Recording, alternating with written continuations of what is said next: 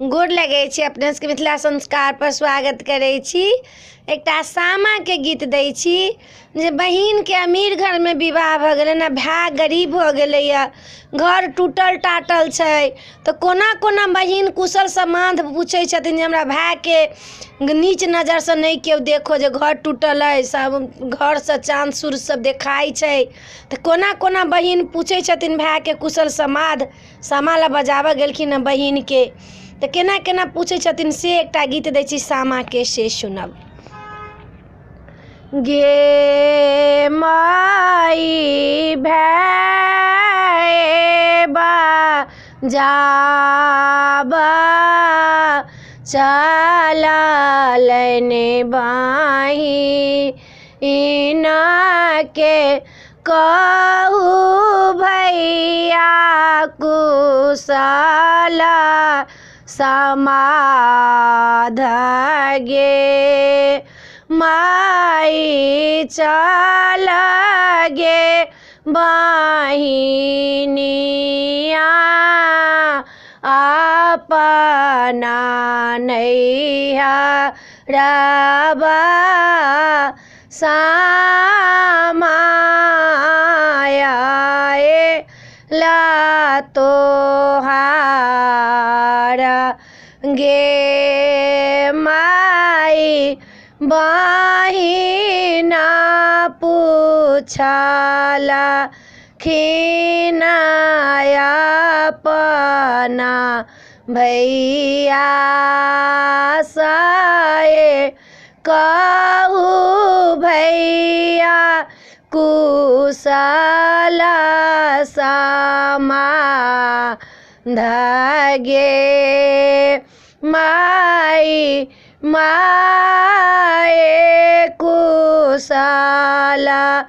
अछि बाबू कुशल अछि कुशल अछि कुला पाली बाढ़ गे माई चांद सूरजा भैया झाला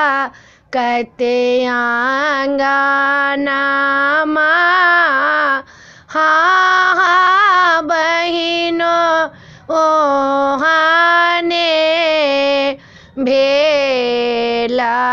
गे माई सामाचा के बा भैया गुड़ा कहते आंगना हाँ बहिनी ओहाने भेला गे माई हाथिया दातानी कोसा नेयो भाई या हाँ बहिनी ओहाने भेला गे माई साओना भा दाबा फूला जेना बाड़ा से हाँ बहिनी ओहाने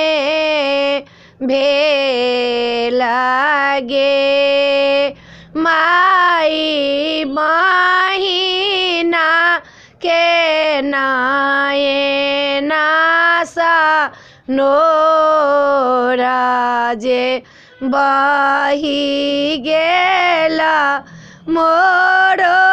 भैया काते का गाड़ी बागे माई दिला के अमीरा हमारो भैया आछि सामा खेल जाए नहीं हार गे माई। वीडियो में आ चल अपने सबके गीत नहीं बुझात तो हम कहै छी अपने सबके किया पूछल के बहिन जे हथिया दाँत निकोसने बाबा मैं भैया तो कहलक हाँ बहिन ओहने कथी ला तो घर टूटल रहे हाथी जका दाँत निकोसने जे कहल कि सामा चकेबा गुरकत भैया तो बेंग सब घर में अबै तैला से कहे चाँद सूरज झलकत भैया जे कहलखिन हँ जे घरे में से चाँद सूरज झलकन हुनकर मेघ जे बरसे से सबटा घरे में अबै लेकिन भाई दिल के अमीर रहे तो बहिन के बजावा गेले बहिन नीक रहथिन तो बहिन धनकट नहीं जमा के बहिन के सब बात भाई के पूछ लेलखिन कुशल समाद आ केओ बुझबो नहीं केलकै कोई जानबो नहीं केलकै। यह सामा के गीत चल अपने सब समझब तो गीत बहुत नीक ये बहुत बढ़िया ये गीत अपने सब जरूर समझू आ जरूर गरीब अमीर भाई बहिन होइ छै तो ई जरूर समझू कखनो मन में अहंकार नहीं लाब। यह कहत अपने सबके कहै छी जय मिथिला जय माता जी। गीत नीक लागत तो चैनल के सब्सक्राइब करो नहीं बिसरबे जरूर सब्सक्राइब करबे लाइक करबे कहबे जरूर जय मिथिला जय माता जी।